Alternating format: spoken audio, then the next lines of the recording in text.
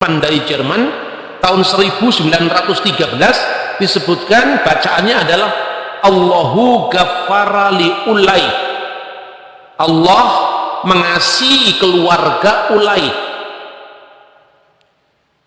Jadi ini menunjukkan bahwa perkembangan bahasa Arab memang berasal hurufnya itu dari bahasa Aram, dan bahasa Aram itu kemudian berdampingan dengan bahasa Ibrani dalam sejarah panjangnya, ya.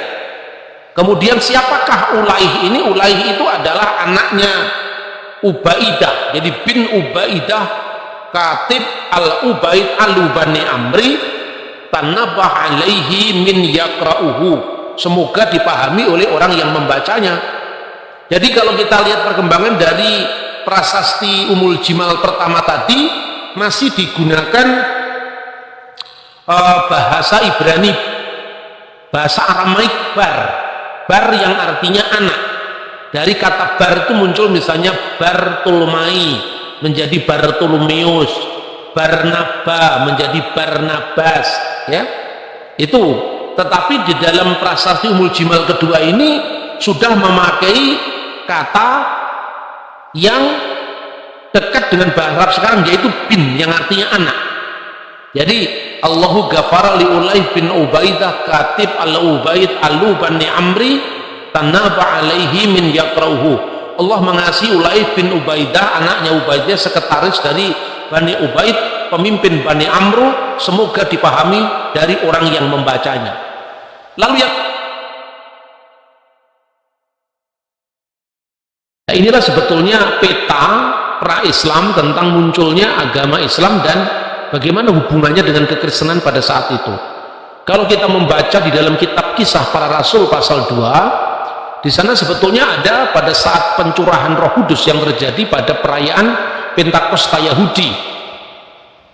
Itu ada bukan hanya pendatang dari Kirene, Mesir, Afrika Utara sekarang ini, yang waktu itu menjadi wilayah Kekaisaran Romawi, lalu pendatang dari Roma, orang Arab yang semuanya wilayah Roma, tetapi juga ada pendatang-pendatang dari Partia, Elam, penduduk Mesopotamia yang itu di bawah Kekaisaran Persia. Dan di sana sejak awal sudah ada suku-suku Arab yang sebagian juga menganut kekristenan.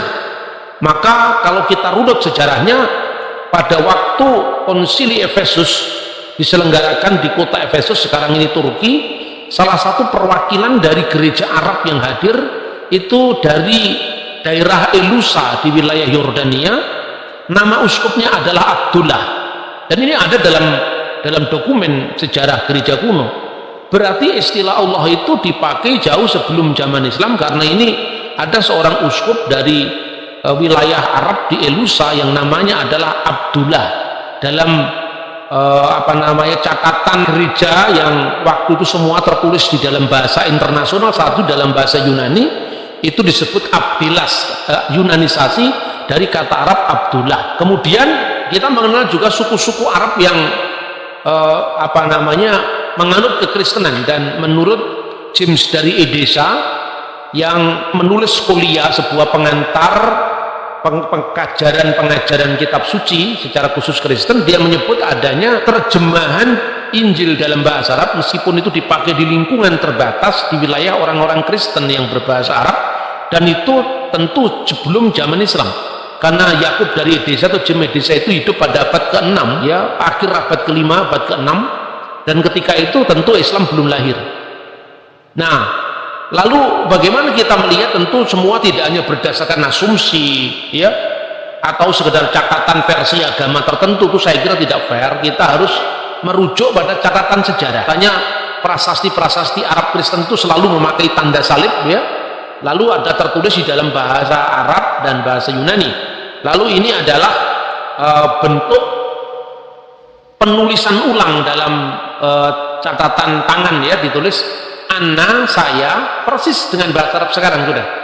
Ini kira-kira 3 tahun menjelang kelahiran Nabi Muhammad. Ana Sarahil bin Tolimu, saya Sarahil anaknya Tolimu, bana itu kudirikan atau telah kudirikan al-martul, martirion itu istilah Arabisasi dari bahasa Yunani martirion, al-martul, lalu ada tanda salib di situ, Jerusalem Cross, lalu ditulis al-martul canah pada tahun 463 ba'da mafsad Khaybar, ya, setelah kehancuran kota Khaybar bi'am pada tahun, lalu tidak ada terusannya di situ.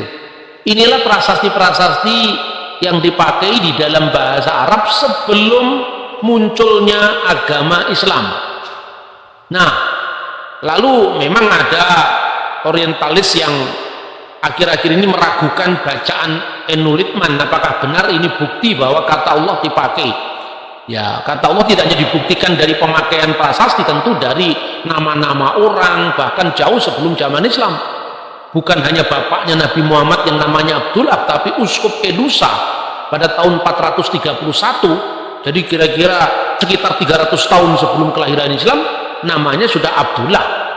Lalu yang kedua, kelemahan-kelemahan yang dipakai oleh James Billani, seorang orientalis yang datang setelah Enulitman, itu membacanya barazahu, mana ada huruf ba itu terpisah. Huruf ba selalu terjalin, termasuk di dalam bukti-bukti enkripsi sebelum zaman enkripsi Umul Jimal ini. Tentu kita bisa melihat itu kan, perangkaian dalam bahasa itu kan terjadi setelah huruf Siriak. Siriak itu pengembangan dari bahasa Aramaik di zaman Yesus, itu mulai hurufnya digandeng-gandeng begitu.